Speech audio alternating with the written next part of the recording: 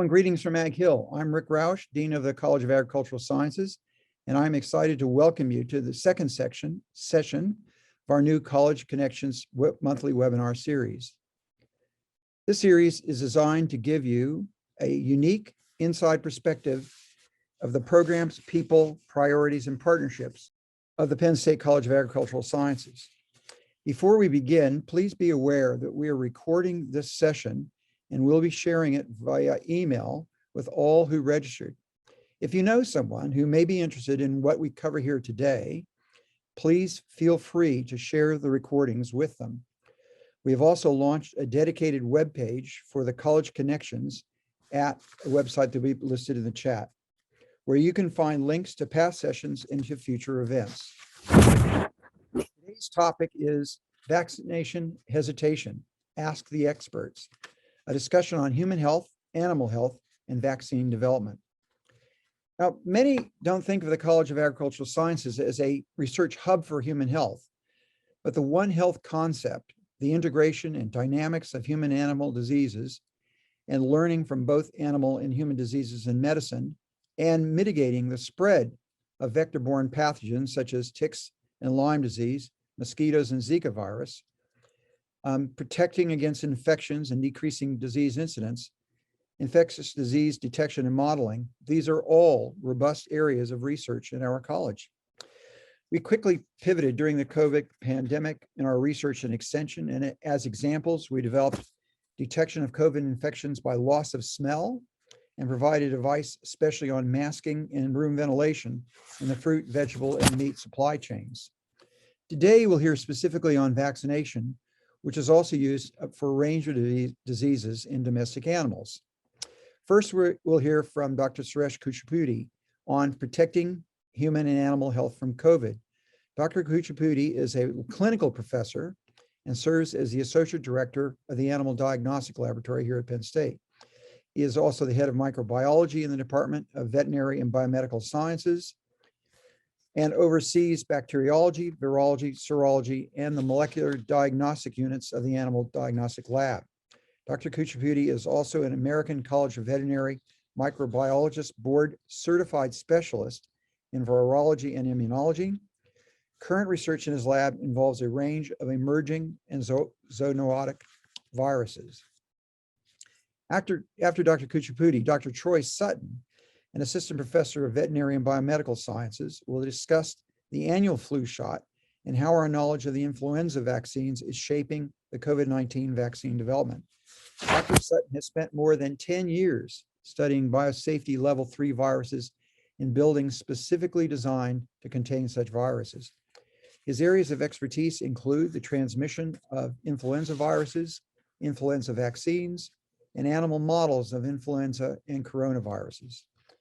The goal of his current research is to understand the factors allowing viruses to infect and transmit between humans, resulting in a pandemic. He also seeks to develop better vaccines, including formulations and strategies to block transmission. After Dr. Sutton's presentation, I will present to our panelists the questions that were submitted during the registration process. You're welcome to also enter questions in the Q&A link at any time during the webinar, and we will address them as time permits. So without further delay, let me turn this over to Dr. Kuchipudi. Suresh? Thank you, Dean Roush, for the introduction and the opportunity to speak at this College Connections webinar.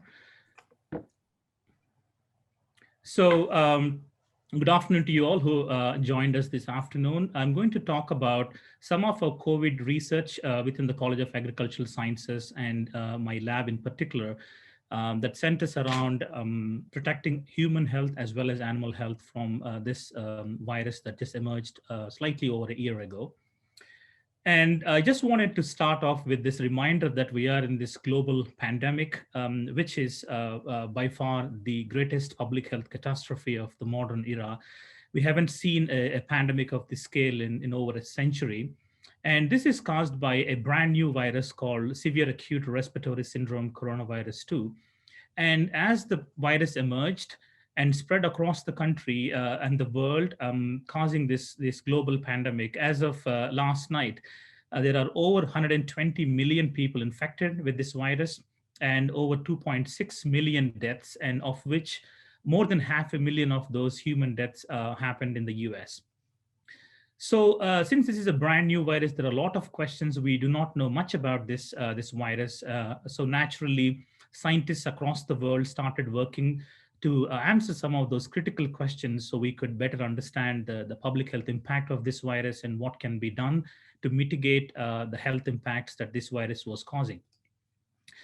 As Dean Rausch has introduced, a key aspect that I wanted to remind the audience is that in the context of emerging infectious disease of humans, more than 70% of these infectious diseases are zoonotic, meaning they have an animal angle to this. So there is animal implication also.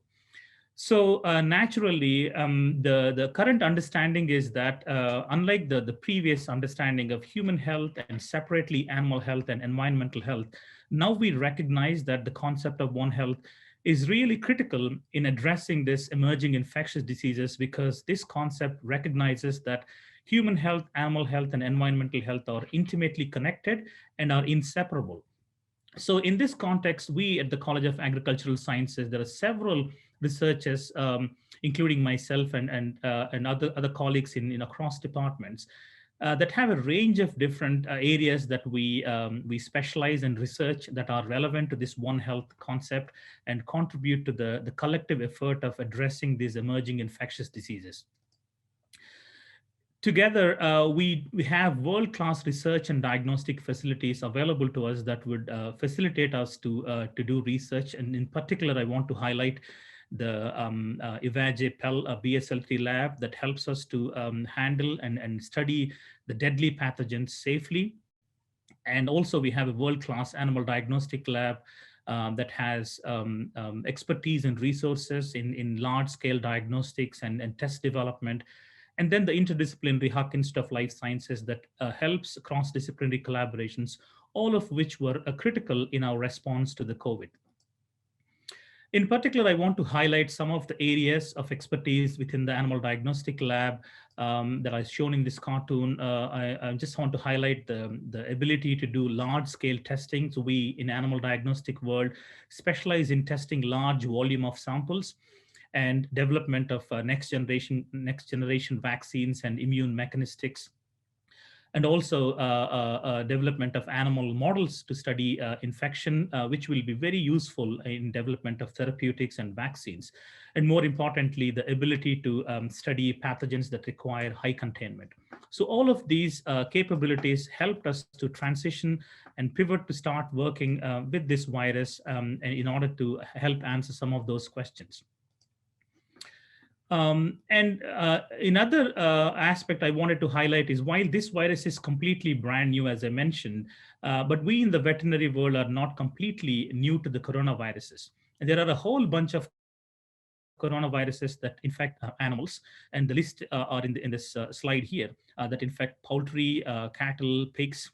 And there are several of them, and we have been studying these viruses for a long time, and we do understand quite a bit about their biology. And that knowledge really helped us to transition and start studying the COVID virus. So as we all know, the new virus and the pandemic posed a tremendous amount of challenges in all aspects of human life. And in particular, I wanted to highlight three major challenges that I'm going to address in terms of the work that we've been doing. The first challenge is testing for the virus has been a major challenge. How do we test quickly, accurately, and rapidly? And how can we scale this testing capability? And the second challenge was how can we quickly develop a vaccine against the COVID-19 virus? And the third one is there are a lot of concerns about what is the impact on animal agriculture, as we heard stories about the virus infecting dogs, cats, and lions and tigers in zoo. So there are widespread concerns about the impact on pets as well as agricultural animals and what happens to food safety and food animals. So in the interest of time, I will briefly talk about three of these areas and the work that we are doing. The first challenge is detecting COVID. So clearly, we all understand now that the testing is our window into the pandemic to understand how it is spreading, but more importantly, timely testing would help us to effectively implement the mitigation strategies to quarantine those who are positive. And okay, sorry about the technology glitch. Just quickly recap. So I was just showing the various aspects of expertise within the animal diagnostic lab. And I highlighted mainly about the ability to do tests and develop vaccines, animal models, and ability to do high containment research with pathogens that require the high containment. And I mentioned about the several coronaviruses that are known to infect animals, pigs, poultry, and cattle, as shown in the screen here. And we have been working with these viruses for a long time. That gives us the information and the necessary knowledge to study the coronavirus that causes COVID-19. And I just showed this screen about the challenges and highlighted the three major challenges that I am going to address. The first one is about the testing, and number two is developing a vaccine, and three is protecting animal and human health. The animal agriculture, there are concerns, as I mentioned earlier, because of several cases of pet animals and tigers and lions in the zoo being infected. Just want to check, are you seeing the screen that says challenge detecting COVID? Yes. Okay, so they're moving now. Excellent. So testing is our window into the pandemic. And more importantly, we want to test in time so that the spread of the virus can be stopped. But the challenge was that this virus causes many asymptomatic infections. More than 80% of the people may show very mild or no symptoms. And the spread happens when people are either asymptomatic or pre-symptomatic, meaning they're not showing symptoms. So one of the important aspects of our work is to help set up this testing and surveillance center on campus for safe operations of the Penn State University, which is part of the multi-layered approach. And the technologies and the processes that we have developed in animal diagnostic lab with high volume testing were helpful in setting up this lab that has done a significant contribution collectively to the efforts on campus to limit the spread of this virus. And this lab continues to test in the semester, in the spring semester also. In addition to using the existing technologies and process improvement, we also have been working on developing novel technologies in collaboration with colleagues in engineering science and biomedical engineering. As I show in this slide here, this is a project funded by the National Science Foundation, which is currently working to develop a new and a rapid test, express test, which we call it, for detecting COVID at a point of care situation. And the second challenge is the COVID-19 vaccine. And we all know that the vaccination is what will eventually end this pandemic. And there are at least three very effective and safe vaccines have already been developed, and millions of people have already been vaccinated and continue to receive vaccination. Then the question is, do we still need more vaccines? I want to remind all of us that since the first vaccine date, the vaccinology field has made tremendous progress, and we have developed several next generation vaccine platforms, and which indeed have helped the quick development of the current COVID-19 vaccines that are in use. But the research would not stop. We'll continue to find more improvements in the vaccine technologies and the vaccines that are currently available. So the three types of vaccines that currently are used either uses a protein or an mRNA, and Sutton will be talking more about them. But I wanted to highlight that there is one of those platforms uses a safe virus as a vector. And my lab, along with colleagues from the Purdue University and the CDC, we are currently working on this project that is funded by the National Institute of Health, which uses animal adenoviruses that are not pathogenic to humans, but are genetically modified. So they are no longer able to cause disease, but they can be then used as nano vehicles, if you will, that can be armed with the immunogenic parts of the virus, like spike protein or other parts of the virus. Along with, we can also add additional proteins or peptides that could enhance the immune response. and then will be tested in animals. This project is ongoing. And the third challenge is the concerns and the risk to animal health and welfare. And as I mentioned, the origins of this virus were still being debated, but we all know that the original source of the virus was from animals. And subsequently, after the virus became a human virus and started spreading across the world, we heard there are several established cases of human to animal transmission. So several dogs were infected in those dogs in the households where people were infected, and so were cats and other animals like ferrets. And we also heard about the zoo animals, tigers and lions. In all of those cases, the primary source of infection was people. So it became clear that this virus could also infect some animals. And then subsequently, other studies showed that minks can be infected, but they could also transmit the virus among themselves and then transmit back to people. And then more recently, studies have also shown that white-tailed deer can be highly susceptible, but also they transmit the virus among themselves. So with this in mind, there are naturally questions about what is the impact on our agricultural species, pigs, poultry, and cattle. And there are some studies that are contradicting and not really conclusive, so we don't know the answer fully yet. So this project that we put together has two major aims. One is to determine the susceptibility of livestock to COVID-19 virus.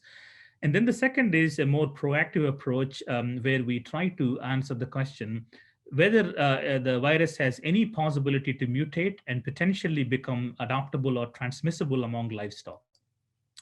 And this is a project funded by USDA in response to the rapid call. So if you see here, the binding energy simulation allows us to predict how well the spike protein of the virus can bind to ACE2, which is the receptor of this virus in animals. As expected, felines are expected to highly bound to with high energy, and then chickens are lower. And we show that in the lab, this can be shown by the virus binding to tissues. In terms of the all possible mutations and how virus might change, the traditional way is to create those mutations and see each one of those if they can infect animals, which is not only time-taking but laborious. In collaboration with the chemical engineering department, what we are doing is to do a molecular dynamic simulation. So as you see here, this is a complex of the spike protein with the ACE2, and we can mutate one residue at a time and then ask the question if the virus can change and infect animals. And finally, we also have developed sensitive and versatile serological assays that can detect the exposure of animal species to COVID virus. A challenge with agricultural animals is that the traditional serological assays require species-specific secondary antibodies. And for many species, we may not have those antibodies. So this assay requires no secondary antibodies and can therefore used for many different species. And with that, I end this talk and hand over to my colleague, Troy Sutton. Thank you for your attention. Thank you very much, Suresh. And while we're doing the swapping over, I just want to ask, when you say high volume screening, what you mean is the number of people whose samples can be tested. It's not gallons and gallons, but it's that we can do thousands and so forth. How many can you currently do in the task lab per day? Yeah, great question, Dean Rausch. So so just a clarification is high volume is the number of tests. So initially when we planned the process, there were 700 tests a day. These are the PCR, the molecular PCR test, which is the complex method of extracting nucleic acid and detecting it. And subsequently, we scaled it up to 1,000 tests. And the lab now can do 2,000 tests in a day, 2,000 PCR tests for COVID-19. Great, thank you very much. So with that, Troy, you ready to launch? There we go. I can see you sharing. All right, there we go. Yeah, great. Great. So thank you for the invitation to talk today. My talk is going to be a little different than Suresh's in that I'm going to do a bit more comparing and contrasting flu vaccines to coronavirus vaccines because this is an area where there's a lot of confusion. And as well, one of the themes through my talk is how our knowledge of flu vaccines is shaping COVID vaccines. And that's how I've titled my talk. So first of all, I'm going to talk about influenza. Influenza is a global disease. It does not discriminate. It infects the young, the old, the rich, the poor. Annually around the world, there are roughly 9 million to 45 million flu infections. This results in somewhere from 140 to 800,000 hospitalizations and 12,000 to 61,000 deaths. And our best defense against flu is your annual flu shot.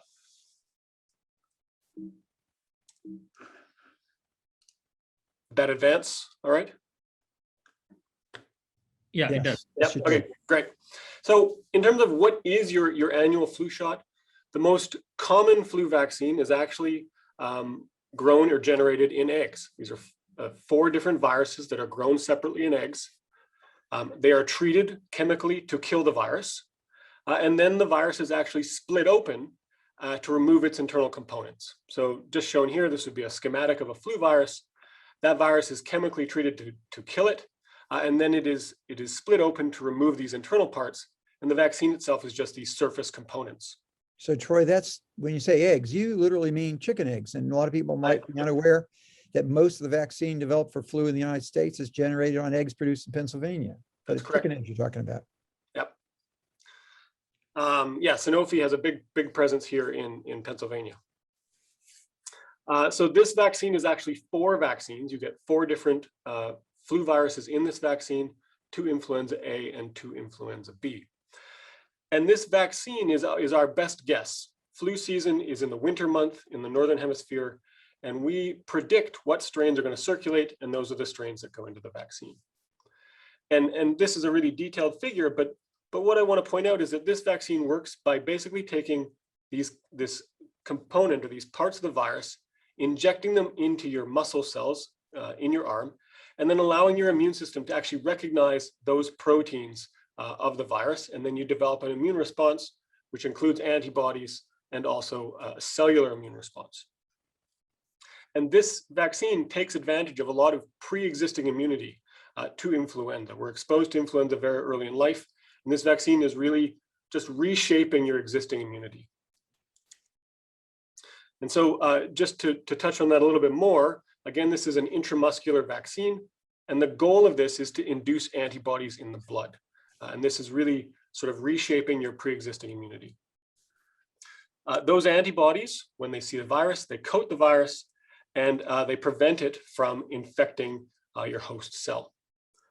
Now, there's a bit of a problem. When we inject your arm, that is a very good route to induce antibodies in the blood. And so those antibodies can very readily perforate into the lungs. And so these vaccines are pretty good at protecting your lungs from getting infected, but they don't do a very good job of protecting your nose. Those antibodies don't do a good job of entering into the nose or your mucosal surfaces. And so in terms of why you need a new flu vaccine every year, flu viruses actually mutate intentionally. And so when you're infected with a flu virus, almost every single virus you produce contains a mutation. And so we describe these viruses as sort of a mutant swarm. So somebody who's infected is shedding viruses. All of them are slightly different. And what that allows you to do is that in a sub part of the population, a virus will emerge that is capable of escaping pre-existing immunity, and that virus becomes the dominant variant. This is in the context of influenza. The viruses that evolve and overcome vaccination are escape variants, and this is in the context of influenza. It's really important that we mention that this is in the context of influenza. And so in terms of how we predict or how we choose our vaccines, well, in the Northern Hemisphere, flu season is roughly late October until March, and in the Southern Hemisphere, it's in the summer months. So it's roughly June through September. And so worldwide, there are networks of laboratories that are affiliated with the World Health Organization, and they isolate flu viruses. And some of these labs do comparison studies. They take blood samples from people that have been raised against the vaccine, and they test if the antibodies in that sample reacts with these new viruses that are circulating. based on whether or not the viruses that are thought to be circulating the next year escape the existing immunity, they choose to update the vaccine. And an important part of this is that in order to get your vaccine ready for our flu season in the winter months, they need to predict basically in the spring of the preceding year when what virus is going to circulate next year. So the vaccine you get in September or October was picked in February.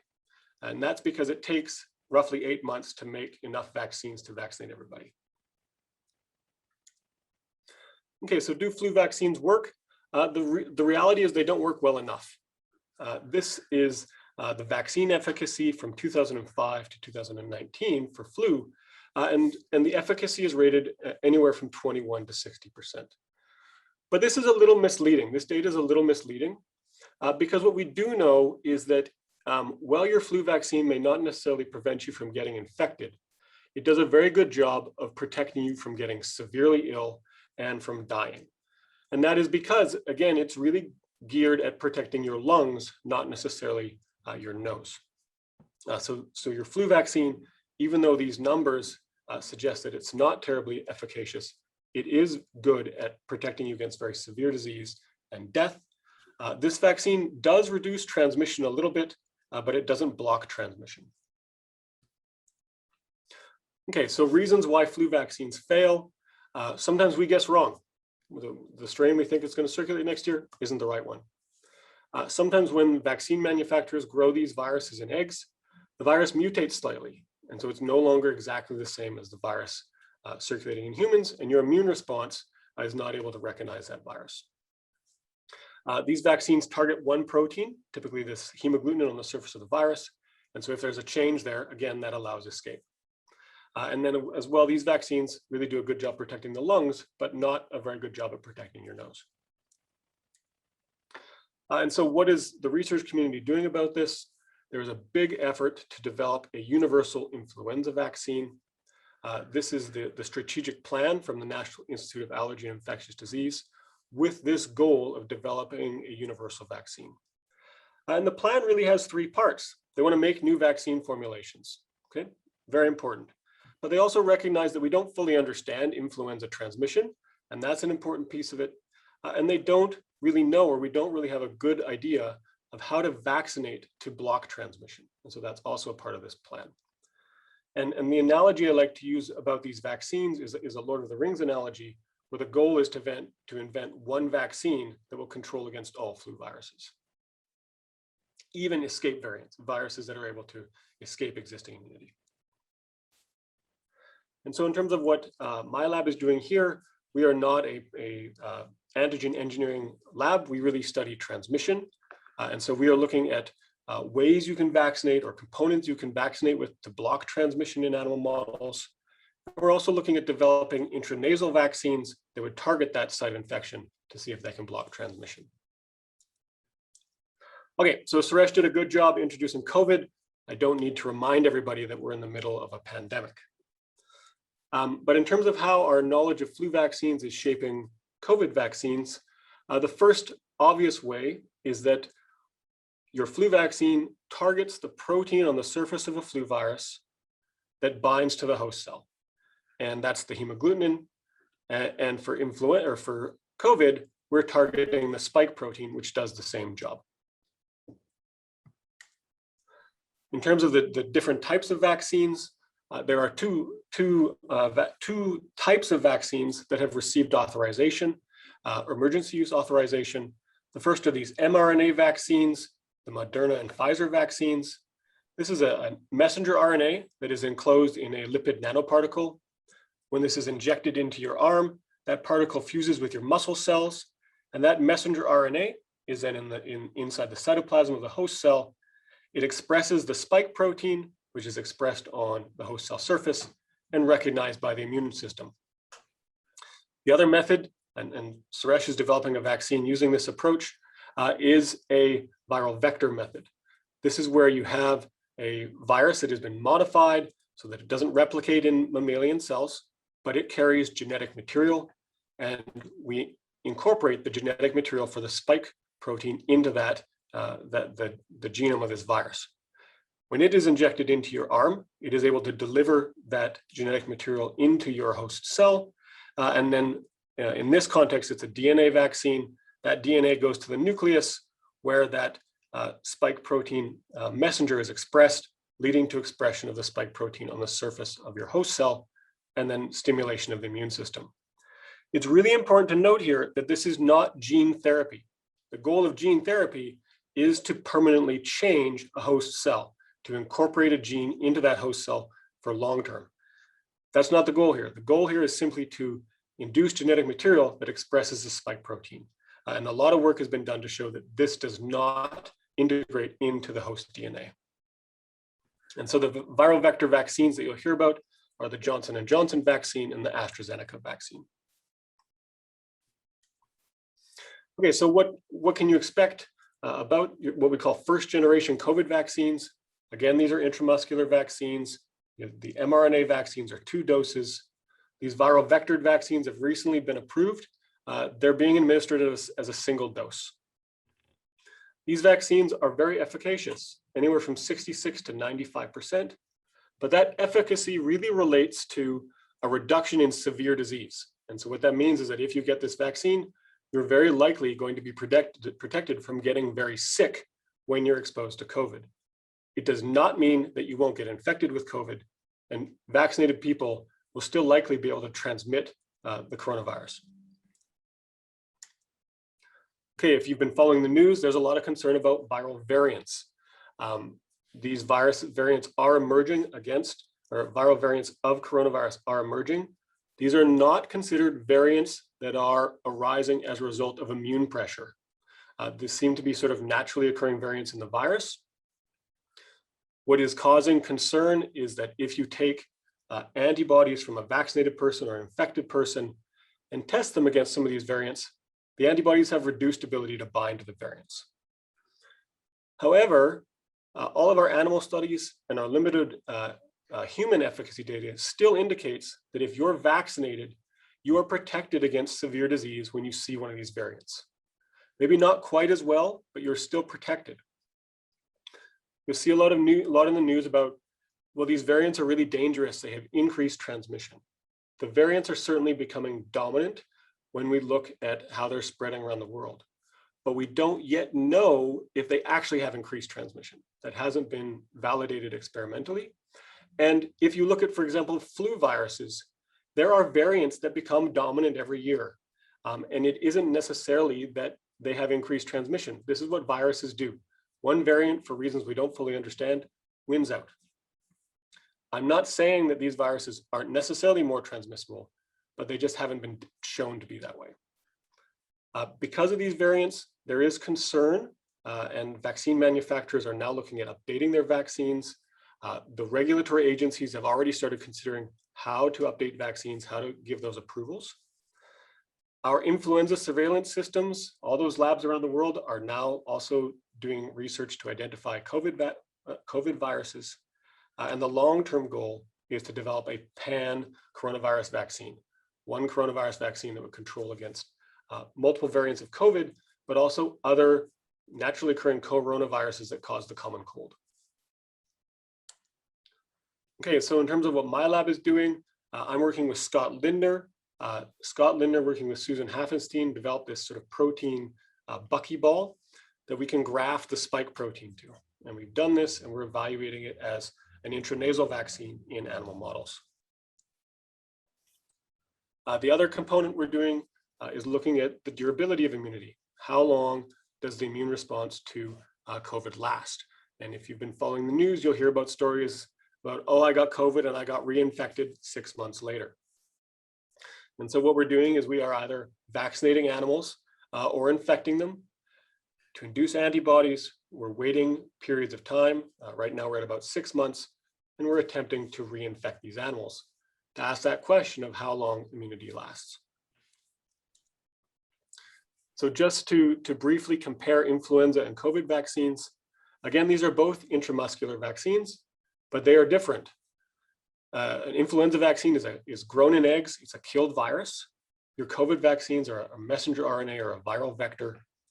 Your flu vaccine is a one-dose vaccine, but again, that's taking advantage of existing immunity. If you have a very young child, they will give that child 2 doses of vaccine to induce immunity. For COVID, the mRNA vaccines are 2 doses, the viral vectors are 1 dose. For your influenza vaccines, the efficacy is variable, 20 to 60%. For COVID, the efficacy is quite high. Some of the vectored vaccines are 65%, but the mRNA are estimated above 90%. Your flu vaccine has minimal side effects. Your COVID vaccines have lots of side effects. When you get your second COVID vaccine shot, you can expect that you'll probably feel pretty crummy the next day. And this is because nobody has really a lot of existing immunity to coronaviruses, but we do have a lot of immunity to influenza. And so your response to influenza vaccines is quite modest, whereas your response to COVID vaccines is quite robust. And so with that, I'll conclude. Both COVID and influenza vaccines are not perfect, but they will keep you out of the hospital and out of the morgue. Please don't stop your other COVID precautions, wearing masks, social distancing. Both of these vaccines will save lives, and they could save your life and the lives of others. And so with that, I need to acknowledge the College of Agriculture and the Huck Institute, who've really helped me get my lab started, and then other funding sources that have allowed me to continue this work. And I do have a disclaimer: I don't get any funding from the CDC or other vaccine manufacturers. So thank you very much. Thank you, Troy. So just to help sum up, one of the key things that's unique about the new viruses for COVID is they've got this messenger RNA, which essentially, all it does is provide instructions to the cellular machinery for making proteins to make a small part, but a highly reactive part in terms of our immune system, the spike protein, in order to try to induce immunity. So that's the novel thing. That's what they're doing for the first time for this kind of outbreak. So with that, we've got a number of questions from people. I'll start off. So what would you say to someone who's resistant to getting a COVID vaccination to ease their concern enough to get vaccinated? You want to start off, Suresh? Yeah, sure. So thanks for that question. I think Troy had just nicely summarized the answer to that question, but I just wanted to re-emphasize, don't get caught up with the numbers of efficacy differences between these vaccines. But one thing that they also have measured is that these vaccines can protect you from getting severely ill or hospitalized or even die. So the best shot at protecting yourself and your family is getting a COVID vaccine. The second reason is that we all are desperately waiting for this pandemic to end and go back to reclaiming our normal lives. And the only way we can collectively end this pandemic is if everybody or most of us gets the vaccine. So, and the last point is, there is no scientific basis or any reason for not getting the vaccine at all. So for this information, I think there is a strong case as a good citizen protecting yourself, your family, and our communities. We strongly encourage that you consider take a vaccine when you get a chance or when your turn comes. And Troy? So just to follow on that, a vaccine is a medical intervention. So if you take a drug, there can be side effects. And everybody needs to weigh, what are the costs of that vaccine? What are the risks? The risks are exceptionally low, astronomically low of any sort of adverse reaction. The risk of you getting COVID and getting severely sick are very high, especially if you're in certain age groups. So while there may be some hesitation, these are new vaccines. The risk to you, that risk benefit, you are much better off to get a COVID vaccine. And the second thing is that there's this fear around, oh, these vaccines were developed very quickly, we don't know anything about them. Well, even mRNA vaccines have been studied for a long time. They've just never been used on a large scale. So we do have a lot of knowledge about these vaccines, and the vaccine manufacturers, and if you follow the news, the governments are very concerned about safety. Everybody is watching these very closely. There's a very heavy sort of safety oversight. And so if these vaccines were causing some really terrible side effects or something really terrible, we would know. And so there is a very big safety culture, and that often doesn't get enough press. Okay, we're getting some questions in the chat already, but we've got a lot that were submitted ahead of time. I'll move on to some of those. Are the vaccines really new, or what makes them similar or different to the current vaccines? if the scientists can find the exact code for COVID-19, why can't they find the code for the different strains of flu each year? You already pretty much answered that, Troy. Is there anything you want to add? So one of the big changes with COVID is that we basically have global surveillance. Labs all over the world are sequencing viruses as fast as they can. And that doesn't even happen with flu. So we have more information on how coronaviruses are mutating and evolving than we do on flu. And so that is why we're actually better at identifying variants. It's happening very quickly. It is because we are so hyper-focused on this. And that's a big part of it. The other thing to remember is that there is one strain of COVID. There are 4 strains of flu virus that circulate all the time, and each one of those strains mutates every year. So for flu, you're looking at a 4 virus strain problem. You have to pick 4 correct viruses, and that virus has to circulate the next year. COVID, we have 1 target, and we know very well how it's changing. So just to follow up, Troy, I mean, one of the things, as you mentioned, flu viruses by their very nature are always changing, which seems to be an evolutionary adaptation to getting around immune responses. But COVID is relatively consistent. We've got these variants that are occurring with a single random mutation that changes the spike protein and might affect, but they're not moving as quickly as flu virus. Is that about right? Yeah, so the mutation rates are very different. You know, the initial thought was COVID was going to be more like measles. It wasn't going to change very much because its biology doesn't allow for as much mutation. But even though it has a lower mutation rate, it is still changing. And I think Suresh, you've spoken to that before. Yeah, so that leads me to the next question. Will current vaccines provide immunity against the emerging future strains? Suresh, you want to add a bit to that? Sure. So just to confirm that to the earlier point, the RNA viruses are prone to making mistakes, and that contributes to their mutations. And flu viruses do not have anything to correct that mistake when it happens, as opposed to coronaviruses have partial correction. So inherently, they're less error prone compared to flu. So with regards to the vaccines, we know that the existing vaccines are all effective against the currently known variants, while there are maybe some concerns about slightly reduced effectiveness, but it is still within the threshold of protection. So far, with all the existing variants that we know, these vaccines do work. However, this is an ongoing research and monitoring. As new viruses emerge, as Troy mentioned, the global surveillance is ongoing and very rapidly sequencing. So those questions will have to be answered when we do have other emergent viruses that may escape, but we're not quite there in that situation yet. Troy, anything you want to add to that? Well, I just want to actually comment on some of the questions that are popping up here. Sure. You can get vaccinated if you're pregnant, but talk to your doctor about it.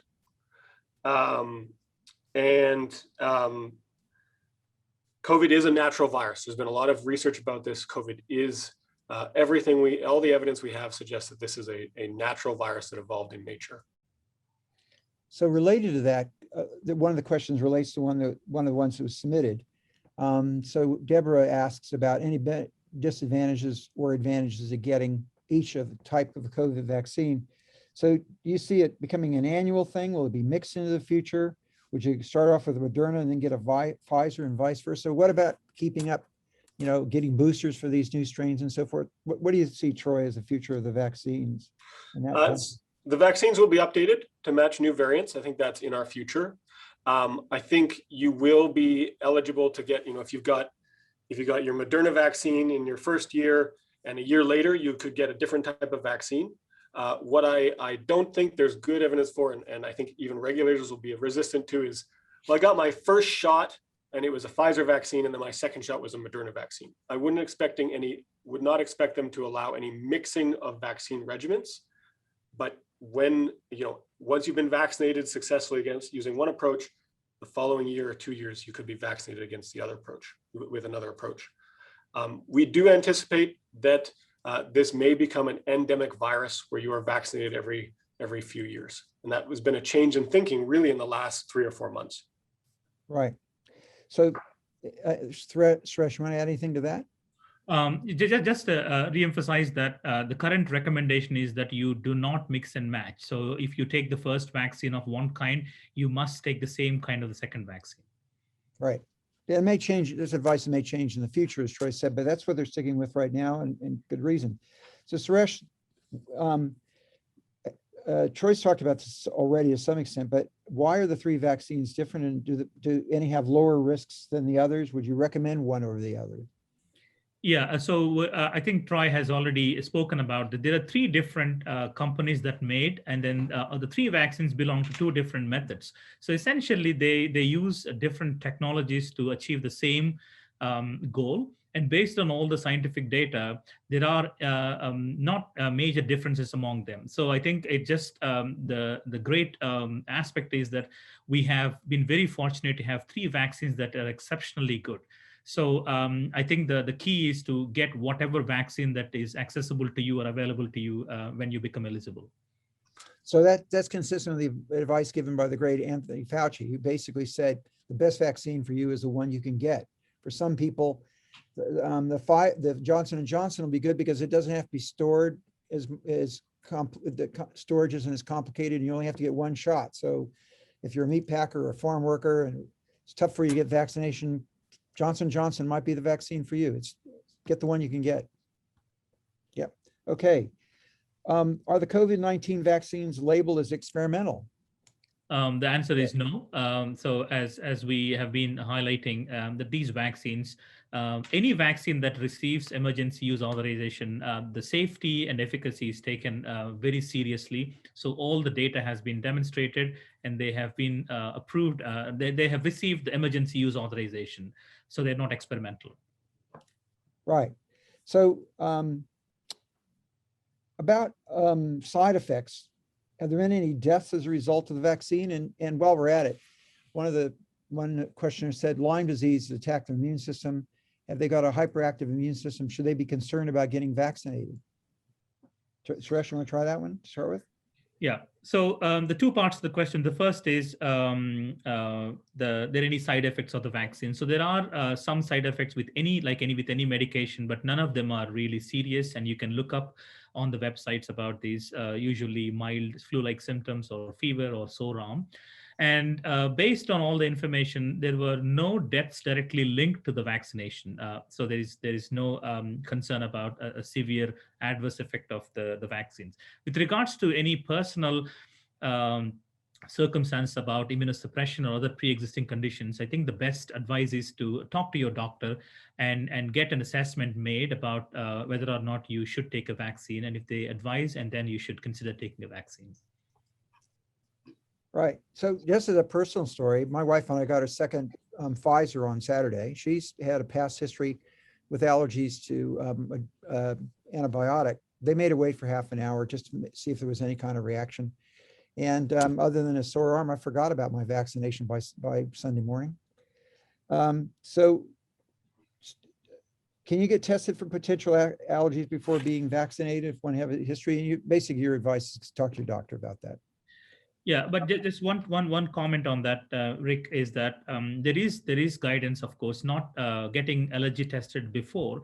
But if some people, if they have any adverse reaction to the vaccine after the first dose, especially anaphylactic type reaction, which typically happens within 4 hours of the vaccine, the recommendation is the doctor will advise you to not to take the second dose. And that is also based on case-by-case basis. So everyone, after they get the first vaccine, if they see any kind of reaction within the 4 hours, talk to your doctor and they'll recommend if you should or should not take the second dose.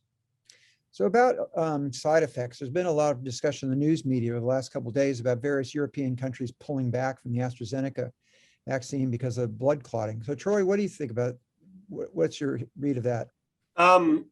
So, you know, you have to put this in context. We're vaccinating millions of people. And right now, you know, any group that large has a certain underlying, you know, rate of blood clots, rate of heart attacks, rate of this, that, and the other thing. Right now, there's no clear evidence that says getting this vaccine causes you to have increased risk of blood clots. There is concern, a lot of the European governments, I think out of this sort of really hyper awareness of safety, are pulling back to review the evidence. But right now, there's no clear link saying this vaccine puts you at an increased risk. In fact, I heard an analysis by an expert on the German network last night that Deutsche Welle basically said the percentage of people who are getting blood clotting from having taken the vaccine was lower than the general population that wasn't being vaccinated. So it's just seems to be a rare event. So, and this is a problem we face with all vaccines, right? My child got this vaccine, and then a week later, or 10 days later, or 2 weeks later, this happened. And there's a correlation is not causation. And it also reminds us again, I think, to see how seriously the vaccine safety is taken, and nothing is being short-circuited. So if anything, they should give people the confidence that all the authorities in different countries take the vaccine safety extremely seriously. So another question is immunity better from having the disease or taking the vaccine? That's one. Are you better off with vaccine or just getting the disease? And should you get the vaccine if you've had COVID? So Suresh, you want to start with that one? Yeah, sure. So clearly with any disease, especially viral diseases, the vaccine is the best way to prevent, because you may be immune after naturally getting infected. But with this virus, we know that even perfectly healthy or young people could have adverse outcome, could be hospitalization or even death.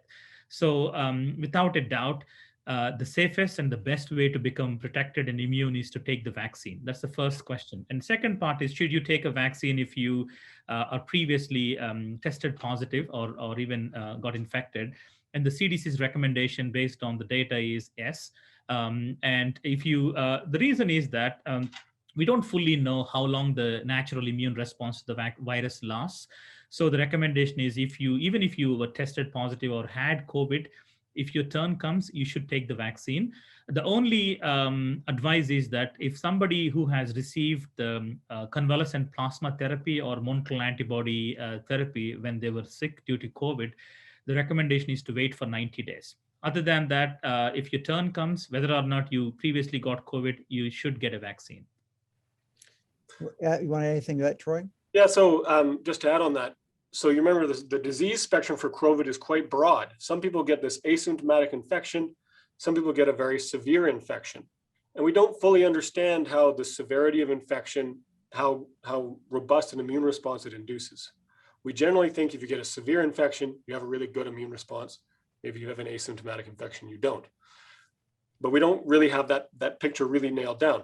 If you get a vaccine and you know you're going to get a really good immune response, and you know that there's a very good likelihood you'll get protection, even if you had, say, COVID before and had a very mild infection. So you're basically ensuring your chances of success. The other point to make is that if you get a vaccine, you will not test positive for COVID. The vaccine induces antibodies. The COVID test is for the genetic material of the virus, which they look for in your nose. When you get a vaccine, the genetic material that is put in your body doesn't end up in your nose. So this is another question right up your alley, Troy. Components of past influenza vaccines providing any immunity to COVID-19, or are they just too different to count? So your flu vaccine does not give you protection against COVID. There is this, our awareness of this phenomenon in virology where after you get infected with, say, influenza, there tends to be a period in which you can't get infected with another virus. And that just seems to be some quirk of the immune system, and that's still being worked out. But that does not apply to vaccines. Okay, so are there preventative COVID medicines that exist that will work as well or better than the vaccinations, Suresh? Yeah, the simple answer is no. Now, there are no effective vaccines that can prevent the infection. So the only way to prevent COVID is to get a vaccine. Right. Have serum antibody levels to mRNA-derived antigens been correlated with protection from symptoms? Can you point to me studies that shows how this works? Troy, you want to start? Sorry, can you just say the question again? Sure. Have serum antibody levels to the mRNA-derived antigen been correlated to protection from symptoms? Can you point me to studies that show this? So if you look up the vaccine studies, the phase 3 clinical trial vaccines, that's in essence exactly what they show. That people that got the vaccine have high levels of antibodies and they're protected from severe disease. All right, so I'll flick this one to Suresh. Suresh, do you have a comment there? Yeah, I just wanted to add that when we talk about protection, there is something that we say immunological correlates of protection. So we need to know exactly what they are. And with COVID, we don't fully know what are the immunological correlates of protection. So that is one thing to keep in mind. Based on the non-human primate study, we do know that the antibodies, the neutralizing antibodies, seem to correlate with protection. But that is not necessarily maybe the case in humans until we test it. So keep in mind that antibodies can be tested, but we also have the other arm of immune response. So while there is a correlation, but the exact correlates of protection is not fully known. There's another question that's been asked we should be able to dismiss pretty quickly. It's that COVID vaccines, maybe all vaccines are made part of human fetuses. There's nothing to that at all, is there, guys?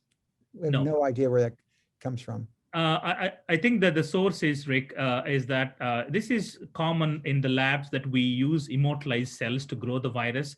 And if you Google, it shows that where the original source of the cells came from.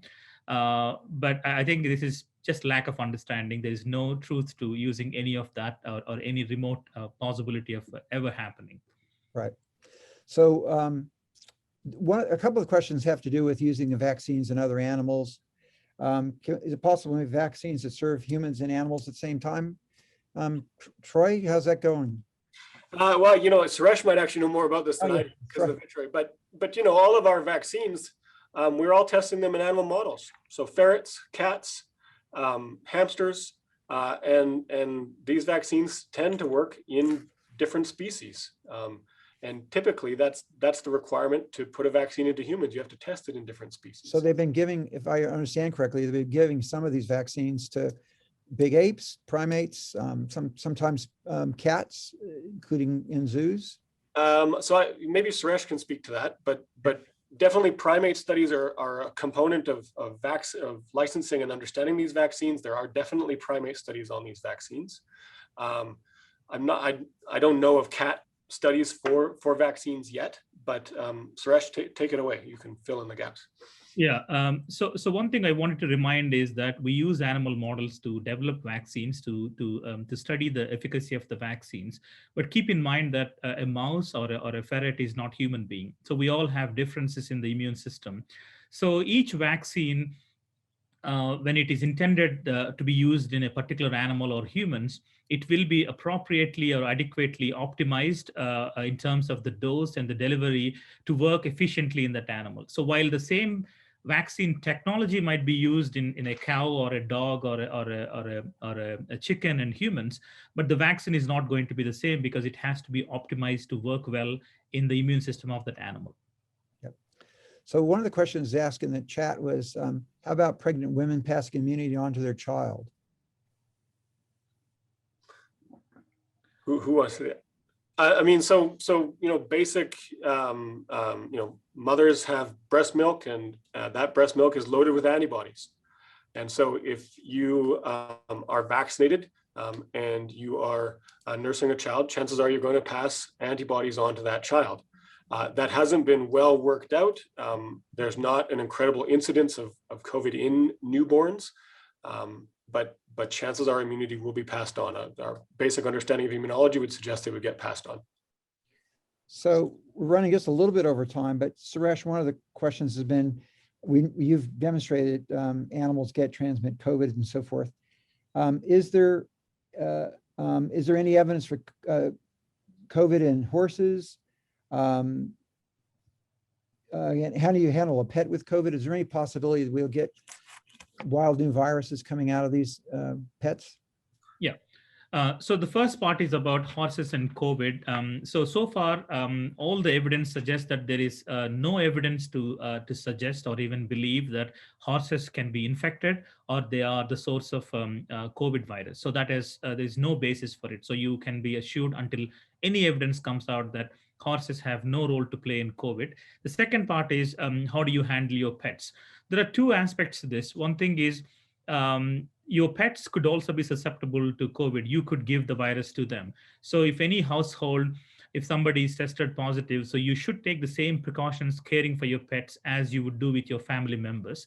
But on a general note, there are a lot of other diseases or infections that could transmit from animals to humans, so whether they are pets or your agricultural animals. So a good biosafety practices, washing your hands when you handle your animals, those are all good practices to prevent any infections from animals.